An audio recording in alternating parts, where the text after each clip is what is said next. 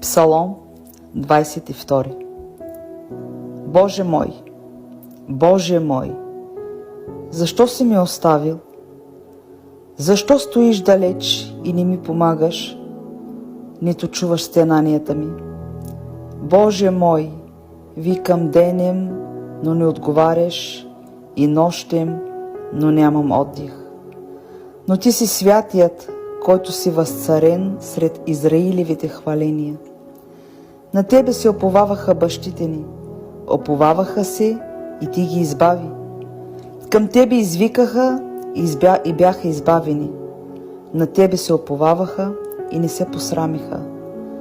А аз съм червей, а не човек, окоряван от човеците и презиран от людите.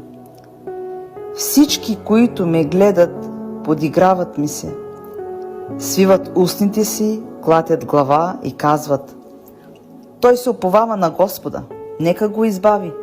Нека го избави, понеже има благоволение в него.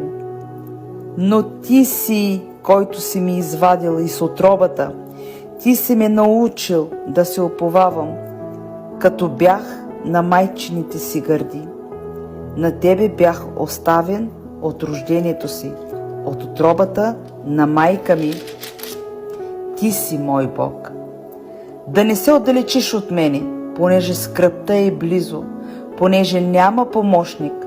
Много телци ме обиколиха, силни васански бикове ме окръжиха. Отвориха срещу мене устата си, като кръвожаден и ревящ лъв. Разлях се като вода и разглобиха се всичките ми кости. Сърцето ми стана като восък, разтопи се всред вътрешностите ми. Силата ми изсъхна като чиреп и езикът ми прилепна за челюстите ми.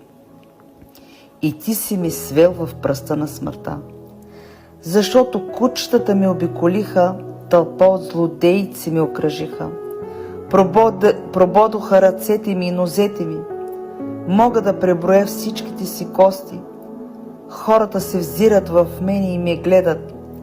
Разделиха си дрехите ми и за облеклото ми хвърлиха жреби. Но ти, Господи, да не се отдалечиш. Ти, сило моя, побързай да ми помогнеш. Избави ме от меч душата ми, живота ми от силата на кучето.